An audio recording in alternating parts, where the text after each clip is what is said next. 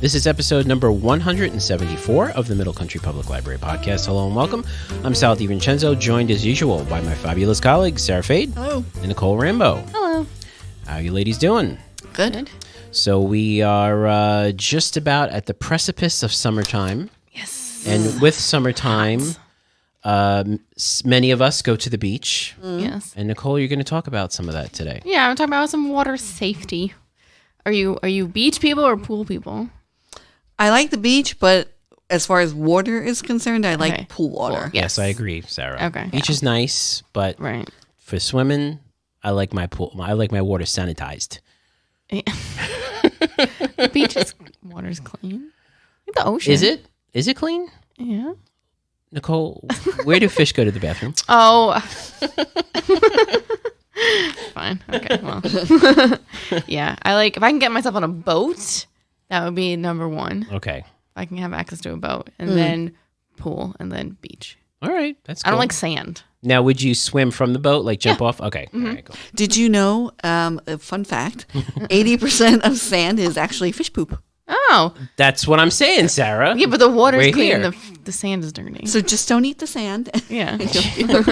Let your feet go on the sand. Well, you have your little sand footies. Like, Oh, you like know, the water shoes? Oh, Yeah. I got a pair of those. Yeah, I guess I Actually could pretty wear good. water shoes. Yeah. I'm sure this is like a new thing because as children, that was no such thing. And No. you would just cut your feet up and Yeah, keep on playing. Yeah. exactly. Oh, Hope it's the sharks when rocky. they come. Like yeah. North Shore, it's like here on Yeah. Long Island. Oh my goodness! And then Well, like South Shore beaches are where it's at. yeah.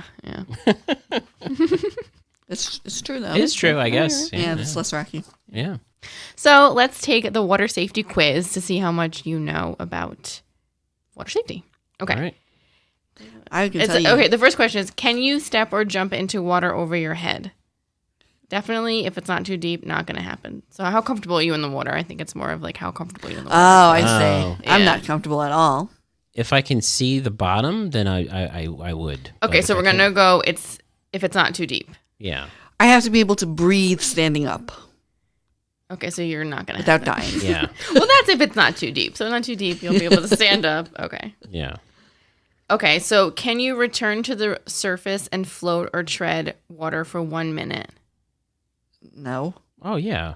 For 1 minute, you can't Can you float. float on your back for 1 minute? Like if No. you jumped in, No. so what's gonna happen? You're just gonna be like, Not for a whole minute. I probably Well, could, here, this is okay, so one is absolutely, one is I can tread, but 1 minute seems like a long time. I can't tread at all. I don't know how to do it. I don't know. so you don't know how to swim. So what you're saying? I know how to doggy paddle. Okay, that's treading. That's treading. I mean, it's treading. I mean, if you're going to go real They make it specific. look so effortless. Maybe my doggy paddle's not really doggy paddling then. Because when you see people tread, it's like so graceful and it's like, you know. Yeah. And I'm sure Navy SEALs know how to do it. But when you watch like, you know, I'm like, oh, wow. And I'm just like flailing. But your head's above the water. Barely. All right, well, you're so you can tread, but 1 minute seems like a long time. 10 seconds. Okay. Okay, can you turn around in a full circle and find an exit? Definitely. Yes. I'm sure I can Like figure it out. I get anywhere? dizzy. Yeah, like say you're in Like the middle in- of the pool. Oh, in the pool, You turn okay. yourself around, and then you can find an exit Yeah. and walk out. Yeah, sure. Get Of out. course. Okay. Yeah. All right. Can you swim 25 yards to the exit? I don't know how long that is. That's the length of the pool. It's about 75 feet, right? Because what's a yard? About 3? No, that's a meter. That meter is 3 feet. Yeah. 25 yards is what is that? A quarter of a That's- football field, right? That still does not help me. Yeah. It's far. Yeah, Not it's like far. if you see a pool at a gym or something like that. You Yeah, do- Pool yeah. at the gym? Okay. Yeah. Yes. Yeah. I could. Yes. Because I can swim underwater. Oh. Oh, well, okay. Wait a second. This changes I everything. know. So you can swim. But not like real swimming. Like I can No, swim like but that's- underwater and then go up and breathe and Okay, I can't- so but I can't do, like- So I was right. 25 yards is 75 feet. Yeah. You can do it. No problem. If you can swim underwater, then you can do it. Can you exit from the water? And if you're in a pool, be able to exit without using a ladder? you mean lift my own weight up? Yeah. Yeah, that for me is Not eloquently. Okay. Of course, if I'm feeling strong most of the time, or not even going to try. No, try. Oh, I'll try. Yeah, If I'll I'm try. feeling, Yeah. feeling strong. Yeah. Well, you better sign up for Red Cross swim classes. I guess I'll do that. Fine. So, speaking of that, one of the resources that I would suggest families go to is the redcross.org, because they have both pool safety and that's important. beach safety, which, like I said, we live on an island. People do go to the beach a lot around here, and pool swimming and beach swimming are very different things. We have a current, you have a riptide, you have an undertow, like all those things. Every summer you hear about someone getting like sucked out by the current. Yeah. It's scary. Yeah. So they have a lot of beach safety videos, tips, hazards, what to be aware of, rip currents, what that means, and all that stuff.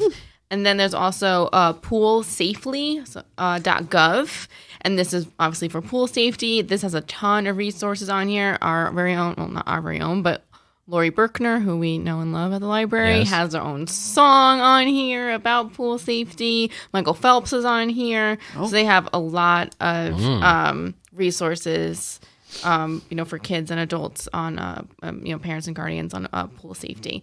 And here are some water facts, in case you were wondering. These are going to be a little depressing. This is from the National Drowning Prevention Alliance, but it is why you learn about, pool safety. So it is something that happens. So here are 5 water safety facts to keep in mind. 10 fatal drownings per day. Oh, my goodness. In the U.S., drowning takes an average of 3,500 to 4,000 lives per year. Holy macaroni. Which is an average of 10 per day, It's according terrible. to the CDC. That's crazy. Wow. I had no idea, Yeah. There were an average of 3,536 fatal unintentional drownings that were non-boating related annually, which, again, is about 10 deaths a day. But another 332 people died each year from boating-related incidents. So, like I said, I like to be on a boat. Boating is popular. Families have boats and stuff here, so that's another thing to be careful about. Drowning is among the top 5 causes of unintentional injury. Drowning is a leading cause of unintentional injury-related death for children ages 1 to 4. That's scary. Drowning remains in the top 5 causes of unintentional injury-related death from birth to 54 years old. 23% of child drownings happen during a family gathering near a pool. I think this is I don't say well known, but I think this is it is out there, which it makes it so disturbing because there are so many adults around, or so many people around. But it does say that CDC data show that in children, most drownings occur in residential swimming pool, while in adults, most drownings occur in natural waters. So most child drownings occur when children get into the pool on their own. Yeah. They were last seen in the home, had been out of sight for less than 5 minutes. This is something that happens very quickly. And the majority of these drownings took place in the midst of a family reunion or gathering. Learning to swim can reduce the risk of drowning by 88%. Wow. So learning to swim can reduce the risk of drowning by 80% for 1 to 4-year-olds who take formal swim lessons. And pediatric and adolescent medicine found that swim lessons can reduce the risk of drowning up to 88%. And drowning is fast and silent. Drowning can happen in as little as 20 to 60 seconds, the time it takes to apply some sunscreen. Movies depict drowning as flailing and screaming for help, but in reality, this is not the case. Drowning is quick, silent, and deadly, and unless you're trained professional, you may miss the signs of drowning altogether. That's crazy. The victims seldom have time, and energy, or air to call for help. There aren't any flailing arms or big splashing to catch onlookers' attention. So, I know it's a little sobering, I guess. Yes. But, they talk about the swim lessons. That was a huge, help in reducing the risk of drowning. So, encourage people to go look for swim lessons if you can, and just look at those resources as well for other safety tips and stuff. And then we have so many books, picture books, and even picture books that are of fun stories, but also nonfiction picture books that you can read together as a family to talk about the importance of being safe in the water and in the pool. So we'll put some of those in the show notes. Yeah. Then. Yeah. So Sarah, I'm just. So Our you're saying, swimming abilities. So you're saying you can swim under the water. You have no problem swimming under the water. Yeah, that's easy enough. So then you can swim. So you can swim. Yeah. So you would come up and help me. I'm flailing in the middle of the pool. But you're like, Sarah, come over here. And you whoosh, underneath. Whoop, pop Well, that's up. easier. But if Sarah's talking about she's not diving off the block and swimming a 50, freestyle. I can't if I'm capsized, I'm dead. Because you get tired. That's why you float. Yeah. I can't float. I trust me. You are a diver and you are a swimmer, right? Yes. I am not. I know, but you can still float. That's something to do with floating. Not everyone can float. Trust me. Did they teach you That's that true, actually, in like, because you lifeguarded, right? Mm-hmm. Oh, oh, that's right. You just drove the tram. I worked on the tram. You were the tram. I didn't know, sir. I did not lifeguard. No, it's funny. My dad couldn't float, actually. Not everyone can float. Trust me. I tried, and it was not successbull. Yeah. I can definitely float. I just McDoubles, right? A couple You're McDoubles. buoyant. Buoyant, yes. All right. Well, thank you, Nicole. Thank you, Nicole. Very good stuff. Sarah, it's been a while since you've spoken about DVDs. Yeah. So what's happening? So, things are starting to pick up a little bit with the DVD list, which is nice. Yeah. So I'm just going to go over some of the new titles that will be coming out in June in no particular order. So check out we have a new release list every week. One of them is children's new releases. So it's like the adult is twice a month, children's is once, and then we have an independent nonfiction documentary list also. Great. Foreign. So these are some of the regular DVDs that will be coming, adult fiction DVDs. So one of the titles is called Boogie. Have you guys ever heard of that? Mm-mm. No, what's that? That is about, it's like a drama. It's about a teen, right? Alfred Boogie Chin, a basketball phenom living in Queens, New York, dreams of one day playing in the NBA. While his parents pressure him to focus on earning a scholarship to an elite college, Boogie must find a way to navigate a new girlfriend, high school, on-court rivals, and the burden of expectation. All right. So that's coming out, yeah. Then we have The Courier. Okay. Ooh. What are they? Who's in this? What are they, Courier? This sounds like a Statham vehicle. I know, because he does a lot of transporting. He should just do a whole series of different words for transportation. It's just the story of the driver. The driver, the courier, the delivery man. Uber. Yeah. The true story. It's a true story of a British businessman unwittingly recruited. It's dubious, into one of the greatest international conflicts in history, forming an unlikely partnership with a Soviet officer hoping to prevent a nuclear confrontation. The two men work together to provide crucial intelligence used to defuse the Cuban Missile Crisis. See, if you listen to that lady in the airport who says, "Do not accept gifts from anybody that you don't know." Yes. And pack them in your bag. This is why. Yeah. The World to Come, starring Catherine Waterson and Casey Affleck. That will also be on the list, right? Nice. Somewhere along the mid-19th century, American East Coast frontier, two neighboring couples battle hardship and isolation. Interesting. Classic Godzilla vs. Kong. Oh, yeah. Alexander Skarsgård, Millie Bobby Brown, Rebecca Hall. So Legends collide as Godzilla and Kong, the two most powerful forces of nature, clash on the big screen. This was on Amazon Prime or something? The HBO Max, right? Yeah. So they're gonna release them on DVD, the HBO Max stuff. Yeah. Okay, So good, if you don't have HBO Max, you don't want to pay for that. Nice. Come to the library. Yeah, sure. Voyagers, starring Colin Farrell, Ty Sheridan, Lily Rose Depp. You guys heard of this one? I have heard of this one. This one looks interesting. It's the sci-fi, right? This is the sci-fi one? Ready, Nicole? I'm ready. Okay, with the future of the human race at stake, a group of young men and women, minus Colin Farrell. Yeah, I know. He's like young.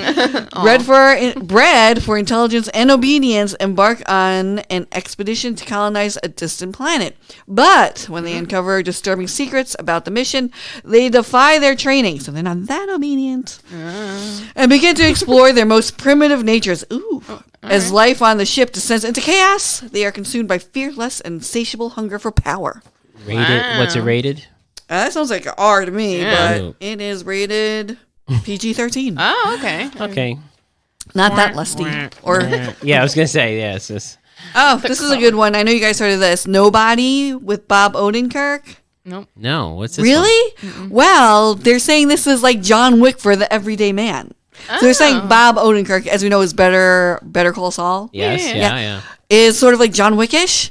Okay. He's fighting and stuff? Yeah. So it's a long synopsis, so I'll just sum it up, right? Okay. Hutch Manziel is an underestimated and overlooked dad and husband. With a name like that. Yeah. Taking life's indignities on the chin and never pushing back. But When two thieves break into his suburban home one night, he declines to defend himself or his family, hoping to prevent serious violence, right? Mm-hmm. But his teenage son Blake is disappointed in him, and his wife Becca seems to pull only further away. The aftermath of the incident strikes a match in his long simmering rage, triggering dormant instincts and propelling him on a brutal path. Oh, I want to see this. Yeah, so... Sounds everyday. Yeah. Everyday Wick. Yeah, exactly. So we have The Unholy... PG-13. Okay, so it's not going to be, yeah. But it has Jeffrey Dean Morgan in it and Carrie Elwes. Oh. Yeah. So, as you can imagine by the title, it's a horror movie. On the holiest weekend of the year comes a film that follows Alice, a young hearing-impaired girl who, after a supposed visitation from the Virgin Mary, is inexplicably able to hear, speak, and heal the sick. As word spreads, people from near and far flock to witness her miracles. A disgraced journalist hoping to revive his career visits a small New England town to investigate. Shenanigans ensue. PG-13 shenanigans. Yes. And then last but not least, we have Stardust, right? It has Gina Malone. Have you guys heard of this one? No. It has Mark Marone in it, who I love. Who's that? What's he in? You know Mark Marone. Okay. He was in Glow. Yes.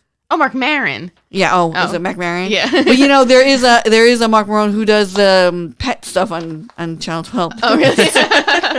Sorry, Mark Maron. It's a tongue twister. Anyway. Yes, I do like it. It chronicles young David Bowie's first visit to the U.S. in 1971. Oh, wow. And it's a trip that inspired the invention of his alter ego, Ziggy Stardust. Oh, wow. So that will also... I could see Mark Maron being good in that, like a 70s. He's very, like... Well, he was perfect in Glow. Yeah. I love him. Cool. Yeah. All right. So they're getting better. Yeah. They're getting better. We're getting there. Slowly but surely. But there's something for everyone, and maybe some things that you haven't heard of because you just haven't been seeing anything. Yeah. Yeah. So... Cool. Come back to the library, start taking out DVDs and safety books. And Yeah, there you go. Thanks, Sarah. You're ready for summer. Very good. Yes. So that's another episode. Very, very informative. And you can go swimming. You can watch your movie at night and have a couple of McDoubles. And then you'll be able to float. So if you want to listen to older episodes or read our show notes, you know where to go. Visit our website, mcplpodcast.com. And if you want to email us, please do. podcast@mcplibrary.org. So for Sarah Fade and Nicole Rambo, I'm Sal DiVincenzo. We'll see you on the next show.